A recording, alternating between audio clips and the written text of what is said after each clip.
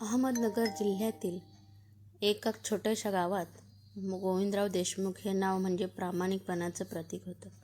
78 वर्षाचे गोविंदराव आयुष्यभर शेती केली, घाम गाळला, लोकांना मदत केली आणि आपल्या 3 मुलांना चांगले संस्कार देण्याचा प्रयत्न केला. त्यांना 3 मुले होती. विक्रम मोठा, व्यवसायात हुशार पण पैशासाठी काहीही करायला तयार. महेश मधला, सतत मालमत्तेची चर्चा करणारा, त्याला प्रत्येक गोष्टीत स्वतःचा फायदा दिसायचा. सचिन धाकटा, तो गावातच राहायचा, शेती सांभाळायचा आणि आईवडिलांची मनापासून सेवा करायचा. गोविंदरावांची पत्नी काही वर्षापूर्वी वारली होती. तेव्हापासून सचिनच त्यांची सावली बनला होता. वेळेवर औषधं, जेवण, डॉक्टर सगळं तोच पाहायचा. एका दिवशी गोविंदरावांची तब्येत अचानक बिघडली. डॉक्टरांनी तपासणी करून गंभीर आवाजात सांगितलं, आता त्यांना फार त्रास देऊ नका. गोविंदरावांना समजलं, वेळ जवळ आली होती. त्या रात्री त्यांनी गावातील जुने सुतार भिकाजी काका यांना घरी बोलावलं. भिकाजींनी 3 अगदी सारख्याच दिसणाऱ्या लाकडी पेट्या बनवल्या. प्रत्येक पेटीवर फक्त एक नाव कोरलं होतं, विक्रम, महेश, सचिन. सचिनने विचारलं, बाबा, या पेट्या कशासाठी? गोविंदराव फक्त हसले. योग्य वेळ आल्यावर समजेल.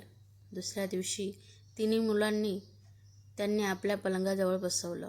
थरथरत्या आवाजात म्हणाले, माझ्या जाण्यानंतरच या पेट्या उघडायच्या आणि लक्षात ठेवा, कोणीही दुसऱ्याची पेटी उघडायची नाही. तिघांनीही मान हलवली. काही दिवसांनी गोविंदरावांनी शांतपणे अखेरचा श्वास घेतला. संपूर्ण गाव त्यांच्या अंत्ययात्रेत सहभागी झाला. सगळे म्हणत होते, आज गावाने एक चांगला माणूस गमावला. 13वा झाला. नातेवाईक निघून गेले. घरात फक्त 3 भाऊ उरले. टेबलावर त्या 3 पेट्या ठेवलेल्या होत्या. सर्वप्रथम विक्रमने आपली पेटी उघडली. त्यात सोन्याची नाणी, काही दागिने आणि मोठ्या बँक ठेवीची कागदपत्रे होती. तो आनंदाने ओरडला, बाबांनी माझीच किंमत ओळखली. महेशने आपली पेटी उघडली. त्यात शेतीचे कागद, 2 फ्लॅटचे दस्तऐवज आणि भरपूर रोकड होती. तोही हसत म्हणाला, माझं नशीबच भारी. आता सगळ्यांची नजर सचिनकडे होती. त्याने हळूहळू आपली पेटी उघडली. आतमध्ये फक्त 3 वस्तू होत्या. एक जुनी डायरी, एक बंद पडलेलं जुनं घड्याळ आणि एक गंजलेली लोखंडी चावी. विक्रम मोठ्याने हसू लागला, सचिन, आयुष्यभर सेवा केलीस आणि बदल्यात तुला हा कचरा मिळाला. महेशही टोमणा मारत म्हणाला, भावा, हवं असेल तर माझ्याकडून थोडे पैसे घे. सचिन काहीच बोलला नाही. त्याने शांतपणे डायरी उघडली. पहिल्याच पानावर वडिलांच्या हस्ताक्षरात लिहिलं होतं, प्रिय सचिन, तुला वाटत असेल की मी तुझ्यावर अन्याय केला, पण खरी परीक्षा आता सुरू होते. सचिनचा श्वास अडकला. तो पुढची ओळ वाचणार इतक्यात डायरीतून एक जुना फिकट झालेला फोटो खाली पडला. फोटोमध्ये तरुण गोविंदराव एका मोठ्या हवेलीसमोर उभे होते आणि फोटोच्या मागे फक्त एकच वाक्य लिहिलं होतं, गंजलेली चावी याच घराचं कुलूप उघडेल. सचिनच्या डोळ्यात आश्चर्य दाटलं. ती हवेली कुठे होती आणि वडिलांनी त्यांच्यासाठी नेमकं कोणतं रहस्य लपवून ठेवलं होतं? रात्रभर सचिनला झोप लागली नाही. समोर वडिलांची डायरी, हातात ती गंजलेली चावी आणि मनात हजारो प्रश्न. ही हवेली कुठे आहे? बाबांनी माझ्यासाठी काय लपवून ठेवलं असेल? पहाटे त्यांनी पुन्हा डायरी उघडली. दुसऱ्या पानावर लिहिलं होतं, सचिन, जर तू फक्त संपत्तीसाठी ही चावी शोधत असशील तर इथूनच डायरी बंद कर. पण जर तू माझ्यावर विश्वास ठेवत असशील तर पुढे वाच.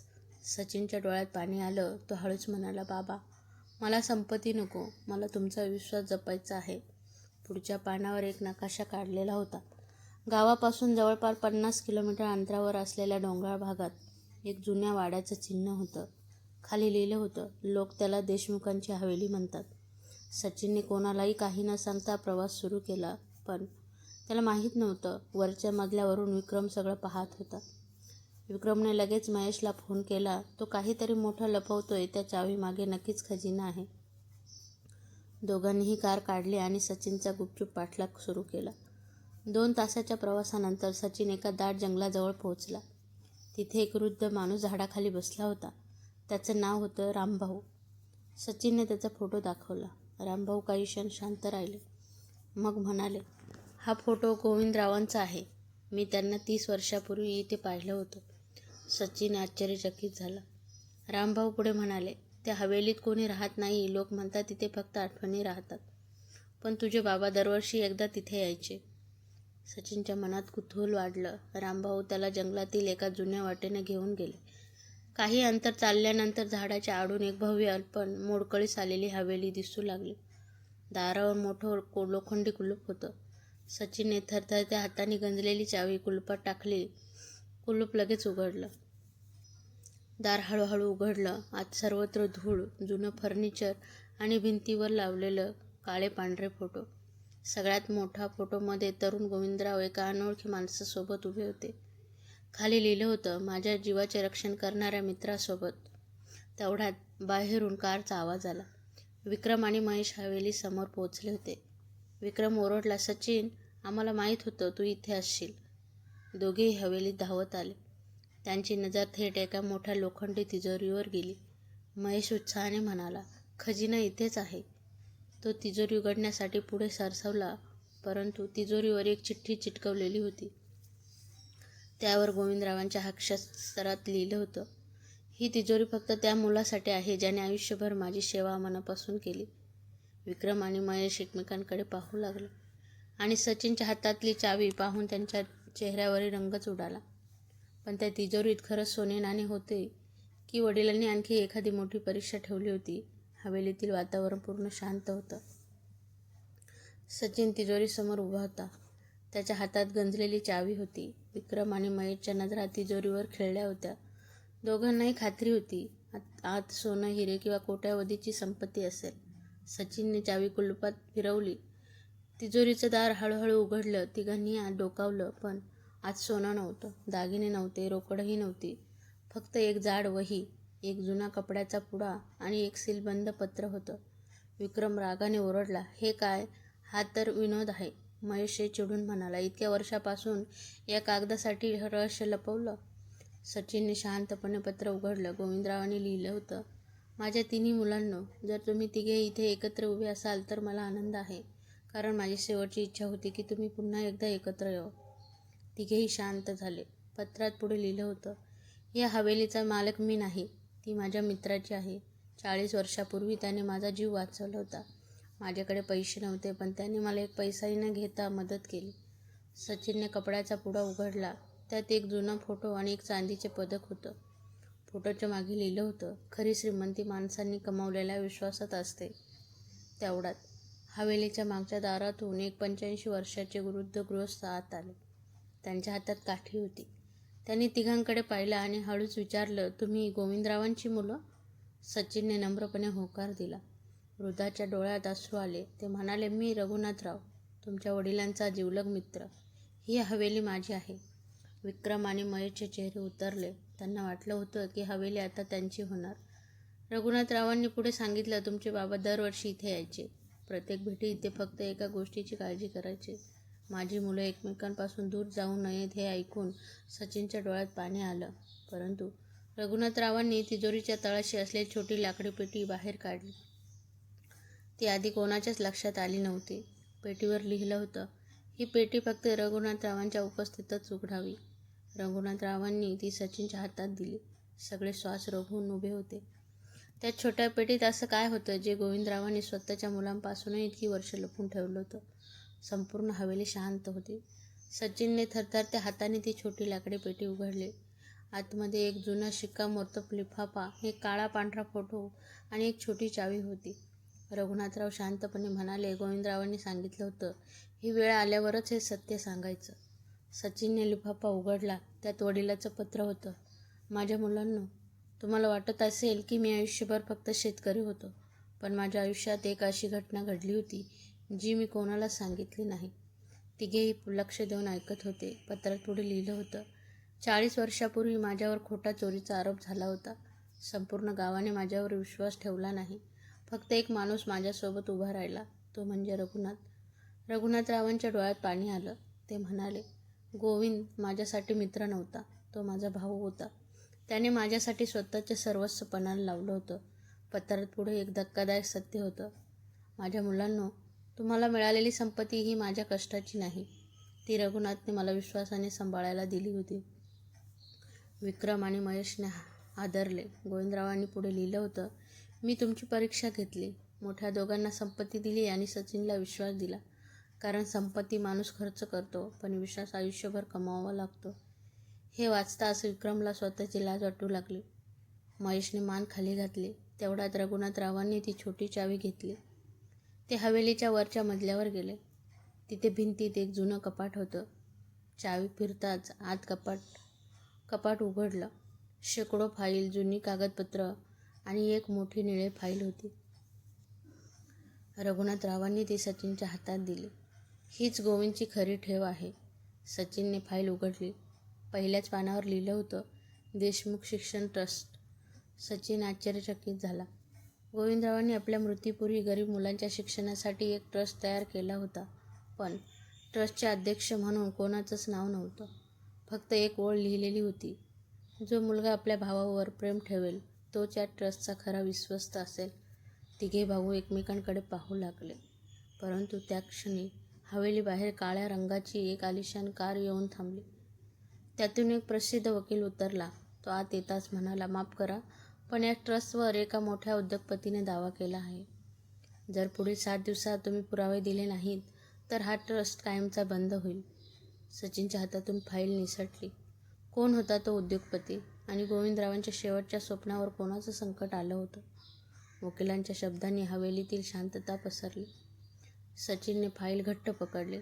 तो शांतपणे म्हणाला, हा ट्रस्ट बाबांचं स्वप्न आहे. तो कोणालाही बंद करू देणार नाही. पहिल्यांदा विक्रम आणि महेशही त्याच्या बाजूला उभे राहिले. दुसऱ्या दिवशी तिघे भाऊ वकिलांसोबत जिल्हा न्यायालयात पोहोचले. तिथे त्यांना समजलं, ट्रस्टवर दावा करणाऱ्या उद्योगपतीचं नाव होतं धनंजय राणे. तो गोविंदरावांच्या जुन्या जमिनीवर मोठा रिसॉर्ट बांधू इच्छित होता.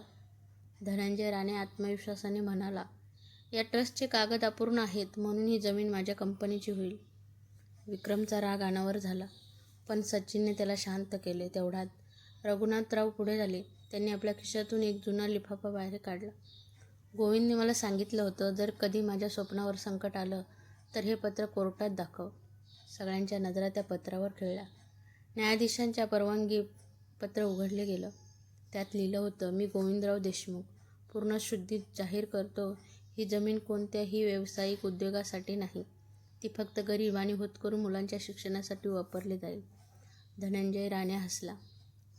तो म्हणाला, हे पत्र पुरेसे पुरावा नाही.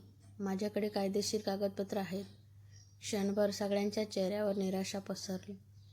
तेवढ्यात विक्रम अचानक उभा राहिला.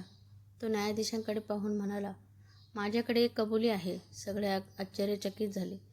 विक्रम म्हणाला, बाबांच्या मृत्यूनंतर मला मिळालेल्या पेटीतले काही कागद मी लालसेपोटी लपवून ठेवले होते. मला वाटलं होतं ते फक्त बँकेचे कागद असतील, पण काल मी ते पुन्हा पाहिले. त्यात ट्रस्टची मूळ नोंदणी आणि सरकारी शिक्कामोर्तब असलेले दस्तऐवज होते. महेश आणि सचिन स्तब्ध झाले. विक्रमने ते मूळ कागद न्यायालयात सादर केले. संपूर्ण सभागृह शांत झालं. न्यायाधीशांनी कागद तपासले, हसत म्हणाले, हेच ते मूळ दस्तऐवज आहेत. धनंजय राणेचा चेहरा उतरला. कोर्टाने प्राथमिक निर्णय ट्रस्टच्या बाजूने दिला, परंतु न्यायाधीश म्हणाले, अंतिम निर्णय देण्यापूर्वी मला ट्रस्टचा उद्देश प्रत्यक्ष पाहायचा आहे. त्या क्षणी रघुनाथराव सचिनला हळूच म्हणाले, अजून एक गोष्ट बाकी आहे. तुझ्या बाबांनी हवेलीत शेवटचं एक गुप्त ठिकाण तयार केलं होतं. सचिनने आश्चर्याने विचारलं, आणखी एक रहस्य? रघुनाथरावांनी मान हलवली. हो, आणि तिथेच तुझ्या बाबांचा खरा वारसा आहे. सचिनच्या हातात पुन्हा ती गंजलेली चावी देण्यात आली. यावेळी ती कोणतं दार उघडणार होती आणि गोविंदरावांचा खरा वारसा नेमका काय होता? कोर्टातून परतल्यानंतर रघुनाथराव तिघा भावांना पुन्हा त्या जुन्या हवेलीत घेऊन गेले. रात्र झाली होती. संपूर्ण हवेली शांत होती.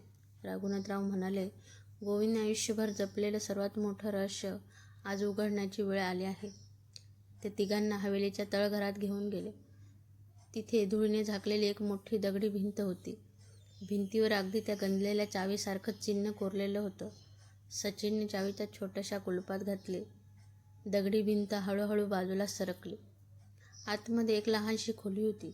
खोलीत सोन्याचे ढीग नव्हते, ना हिऱ्यांचे दागिने. भिंतीलगत शेकडो पुस्तकांनी भरलेली कपाटं होती. एका कोपऱ्यात जुन्या शाळेची बाग ठेवलेली होती. आणि मधोमध गोविंदरावांचा मोठा फोटो समोर एक पत्र ठेवलं होतं. सचिनने ते उघडलं. माझ्या मुलांनो, तुम्ही सोन्याचा शोध घेत इथे आलात, पण मी तुमच्यासाठी ज्ञानाचा खजिना ठेवला आहे. पत्रात पुढे लिहिलं होतं, मी लहान असताना शिक्षण घेऊ शकलो नाही, म्हणून आयुष्यभर एकच स्वप्न पाहिलं. माझ्या गावात एकही मूल पैशाअभावी शिक्षणापासून वंचित राहू नये. तेवढ्यात महेशला कपाटात एक मोठी वही दिसली. त्यात गेल्या 30 वर्षात गोविंदरावांनी मदत केलेल्या विद्यार्थ्यांची नावं होती.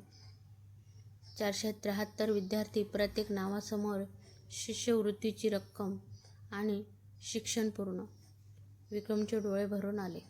तो हळू आवाजात म्हणाला, आपले बाबा इतकं मोठं काम करत होते आणि आम्हाला कधीच सांगितलं नाही. रघुनाथराव हसले, कारण त्यांना प्रसिद्धी नको होती.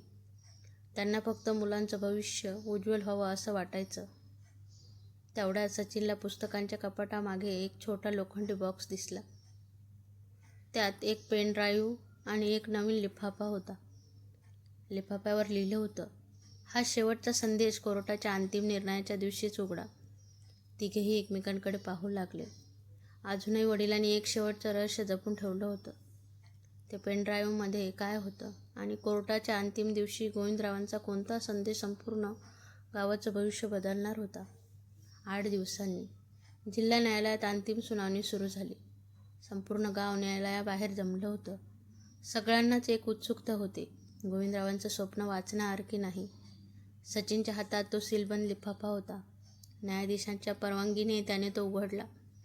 आतमध्ये एक पेन ड्राईव्ह आणि एक छोटंसं पत्र होतं. पत्रात लिहिलं होतं, हा व्हिडिओ माझ्या मृत्यूनंतर आणि कोर्टाच्या अंतिम सुनावणीच्या दिवशीच दाखवावा. पेन ड्राईव्ह टीव्हीला जोडण्यात आला. स्क्रीनवर गोविंदराव दिसू लागले. त्यांचा चेहरा अशक्त होता, पण डोळ्यात समाधान होतं. ते हसत म्हणाले, नमस्कार. जर हा व्हिडिओ चालू असेल तर मी या जगात नाही, पण माझं स्वप्न अजून जिवंत आहे. संपूर्ण न्यायालय शांत झालं. गोविंदराव पुढे म्हणाले, मी माझ्या 3 मुलांवर सारखंच प्रेम केलं, म्हणूनच त्यांना ती वेगवेगळ्या पेट्या दिल्या. पहिल्या दोघांना संपत्ती दिली आणि धाकट्याला जबाबदारी. ते हसत म्हणाले, कारण पैसा सांभाळणं सोपं असतं, पण माणसांचा विश्वास सांभाळणं खूप कठीण असतं. सचिनच्या डोळ्यात अश्रू आले. मग गोविंदरावांनी अचानक विक्रम आणि महेशकडे पाहत असल्यासारखं बोलायला सुरुवात केली. विक्रम, महेश, जर तुम्ही हा व्हिडिओ पाहत असाल तर मला खात्री आहे की तुम्ही बदलला असाल. दोघांनी मानं खाली घातली. तेवढ्यात विक्रम न्यायाधीशांसमोर उभा राहिला. तो म्हणाला, माननीय न्यायमूर्ती, माझ्या वडिलांनी दिलेली सोन्याची नाणी, दागिने आणि बँकेतील सर्व पैसे मी स्वखुशीने देशमुख शिक्षण ट्रस्टला देतो. संपूर्ण न्यायालय टाळ्यांच्या गजरात दुमदुमलं. महेशही पुढे आला. माझ्या वाट्याला आलेली शेती आणि 2 प्लॉट, त्यावर गरीब विद्यार्थ्यांसाठी वसतिगृह बांधावं. रघुनाथरावांच्या डोळ्यात आनंद अश्रू आले. न्यायाधीश हसले, आज मी फक्त एक केस सोडवत नाही, आज एका वडिलांचं स्वप्न पूर्ण होताना पाहतो आहे. त्यांनी ट्रस्टच्या बाजूने अंतिम निर्णय दिला. धनंजय राणेचा दावा फेटाळण्यात आला. कोर्टातून बाहेर पडताना रघुनाथरावांनी सचिनला हळूच एक कागद दिला. त्यावर लिहिलं होतं, आज संध्याकाळी सूर्यास्तानंतर हवेलीत एकटाच ये. शेवटची भेट तुझी वाट पाहत आहे. खाली गोविंदरावांची सही होती. सचिन थक्क झाला. वडिलांनी अजून काय ठेवून ठेवलं होतं आणि ती शेवटची भेट त्यालाच का दिली होती. संध्याकाळचे 7 वाजले होते. सूर्य मावळतीला झुकला होता. सचिन एकटाच त्या जुन्या हवेलीत पोहोचला. संपूर्ण हवेली शांत होती. जोनी कोणी त्याची वाट पाहत होते. रघुनाथराव आधीपासून तिथे उभे होते. त्याने हसत विचारलं, आलास? सचिनने होकारार्थी मान हलवली. रघुनाथराव त्या हवेलीच्या मागच्या अंगणात घेऊन गेले. तिथे एक प्रचंड जुना वडाचा वृक्ष होता. त्या झाडाखाली गोविंदराव नेहमी बसायचे. रघुनाथराव म्हणाले, मृत्यूपूर्वी गोविंदने मला एक शेवटचं काम दिलं होतं.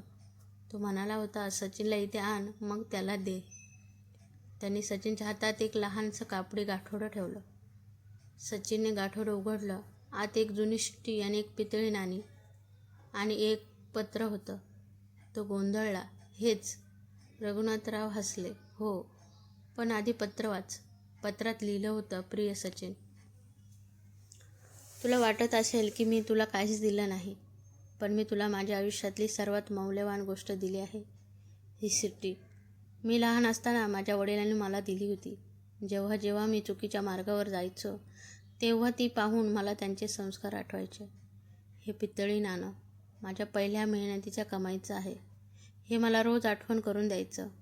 प्रामाणिकपणाने कमावलेला 1 रुपया बेईमानीच्या लाख रुपयांपेक्षा मोठा असतो. सचिनचे डोळे भरून आले. तो पत्र पुढे वाचू लागला. आणि सर्वात मोठी गोष्ट, मी तुला माझं नाव नाही तर माझा विश्वास दिला आहे. त्या क्षणी रघुनाथरावांनी हवेलीच्या भिंतीवर टांगलेली ती रिकामी लाकडी पेटी खाली घेतली. ते म्हणाले, सचिन, तुला आठवतं, तुला ही पेटी रिकामी वाटली होती. सचिनने होकार दिला. रघुनाथराव हसले. ही पेटी कधीच रिकामी नव्हती. तिच्यात तुझे वडील तुला देऊ इच्छित असलेले संस्कार, विश्वास, जबाबदारी आणि प्रेम होतं. ज्याला हे समजलं तोच खरा श्रीमंत. सचिनच्या डोळ्यातून अश्रू वाहू लागले. तेवढ्यात विक्रम आणि महेश हे हवेलीत आले. दोघांनी सचिनला मिठी मारली. विक्रम म्हणाला, भाऊ, आम्ही सोन्यामागे धावलो आणि तू बाबांचं मन जिंकलंस. महेश हे रडत म्हणाला, आज आम्हाला कळलं, खरा वारसा संपत्ती नव्हे तर संस्कार असतात. रघुनाथरावांनी हसत अजून एक लिफाफा सचिनच्या हातात दिला. त्यावर लिहिलं होतं, हा शेवटचा लिफाफा तिन्ही भावांनी एकत्र उघडावा. तिघेही आश्चर्यचकित झाले. त्या शेवटच्या लिफाफ्यात काय होतं आणि गोविंदरावांनी मृत्यूनंतर आपल्या मुलांसाठी कोणता अंतिम संदेश जपून ठेवला होता. त्या रात्री तिघेही भाऊ वडाच्या झाडाखाली बसले होते. त्यांच्यासमोर गोविंदरावांनी ठेवलेला शेवटचा लिफाफा होता. सचिनने तो अलगद उघडला. आत एक पत्र, तिन्ही भावांचा लहानपणीचा फोटो होता. तिघेही वडिलांच्या खांद्यावर बसून हसत होते. तो फोटो पाहताच तिघांच्या डोळ्यात पाणी आलं. सचिनने पत्र वाचायला सुरुवात केली.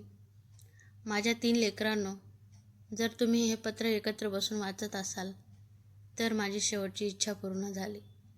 पत्रात पुढे लिहिलं होतं, मी तुम्हाला 3 पेट्या दिल्या कारण मला तुमच्यात फरक करायचा नव्हता. मला फक्त तुमच्या मनातला फरक दाखवायचा होता. विक्रम, तुला पैसा मिळाला म्हणजे तू त्याचा योग्य उपयोग करशील अशी माझी अपेक्षा होती. महेश, तुला जमीन मिळाली म्हणजे तू लोकांना आधार देशील. सचिन, तुला मी माझा विश्वास दिला कारण मला माहीत होतं तू माणसं जोडशील. पत्रात शेवटच्या ओळीत होत्या, लक्षात ठेवा, संपत्ती वाटली की कमी होते, पण प्रेम, विश्वास आणि संस्कार वाटले की वाढतात. याच गोष्टी माझा खरा वारसा आहेत. पत्र संपलं. तिघेही भाऊ एकमेकांच्या गळ्यात पडून रडू लागले. वर्षानुवर्षाचा अहंकार, लोभ आणि गैरसमज त्या एका मिठीत विरघळून गेला. काही महिन्यांनी देशमुख शिक्षण ट्रस्ट सुरू झाला. विक्रमने आपल्या व्यवसायातील नफ्याचा मोठा हिस्सा ट्रस्टला दान दिला. महेशने जमिनीवर विद्यार्थ्यांसाठी मोफत वसतिगृह बांधलं. सचिनने स्वतः गावात राहून प्रत्येक गरीब विद्यार्थ्याची जबाबदारी घेतली. 5 वर्षांनी त्या ट्रस्टमध्ये शिकलेले शेकडो विद्यार्थी डॉक्टर झाले, इंजिनियर झाले, शिक्षक झाले आणि अनेकांनी पुन्हा ट्रस्टला मदत करण्यास सुरुवात केली. गोविंदरावांचं स्वप्न आता हजारो कुटुंबाचं भविष्य घडवत होतं. एका दिवशी एका छोट्या मुलाने सचिनला विचारलं, काका, तुमचे बाबा तुम्हाला किती संपत्ती देऊन गेले? सचिन हसला. त्याने ती जुनी गांजलेली चावी मुलाच्या हातात ठेवली आणि म्हणाला, माझ्या बाबांनी मला पैसा नाही दिला. त्यांनी मला असा विश्वास दिला ज्यामुळे हजारो लोकांचं आयुष्य बदललं. हवेलीच्या प्रवेशद्वारावर गोविंदरावांचा मोठा फोटो लावण्यात आला. त्याखाली सोन्याच्या अक्षरात लिहिलं होतं, ज्याच्या मनात प्रामाणिकपणा, प्रेम आणि संस्कार असतात तोच जगातील सर्वात श्रीमंत माणूस असतो. त्या दिवशी सचिनने वडिलांची ती रिकामी वाटणारी पेटी ट्रस्टच्या संग्रहालयात ठेवली. खाली एक छोटी पाटी लावली होती. ही पेटी रिकामी नव्हती. यात एका वडिलांचा विश्वास भरलेला होता.